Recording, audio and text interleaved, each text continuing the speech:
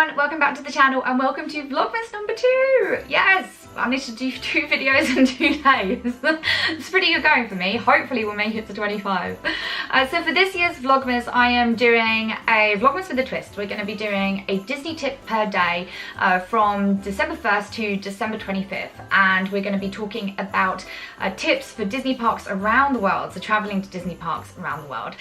So let's get going. Today we're actually going to be talking about tips specifically for going to Walt Disney World in Florida, though I think you could probably apply some of these tips to other Disney parks as well. So the first thing I'm going to talk about is where to put your big dining experience in the day. If you go to Walt Disney World and you book through Disney, you stay at the Disney resorts and you get one of the dining plans, the dining plan you're probably most going to go for is the table service dining plan, the middle dining plan, so not the premium one, not the quick service one, whatever the middle one is called, that's the one that you want to go for. That's my recommendation as well.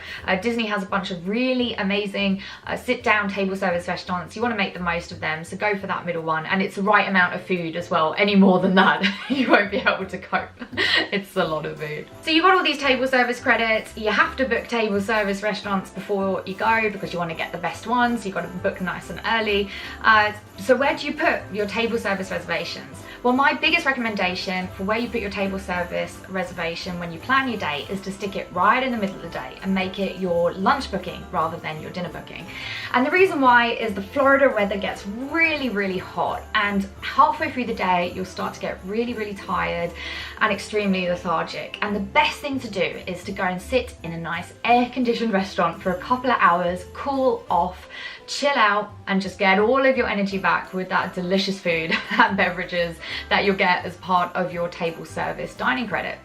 Even if you're not on the dining plan, it's worth doing anyway, because if you get to a park very early in the morning and you're not planning on leaving till very late at night, it's just natural that at one point you will start to get really tired. So sticking your dining reservation in the middle of the day really gives you some chance to just recuperate so that you're ready to go for the afternoon. Then once you've got your dining reservation sorted, you'll then know when you can start to schedule your fast passes. Now for Walt Disney World in Florida, you can schedule your fast passes sometime before you go. And I again recommend doing this to make sure that you get the best ones.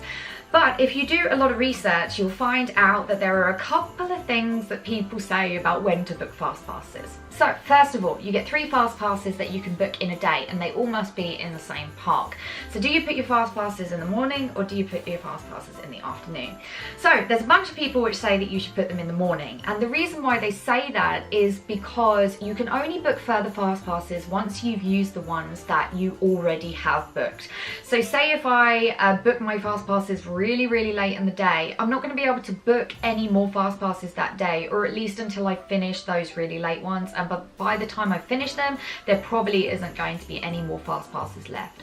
So if you book your fast passes nice and early in the morning, that means you have the best opportunity to get a lot more fast passes as you go on from the day, which makes a lot of sense.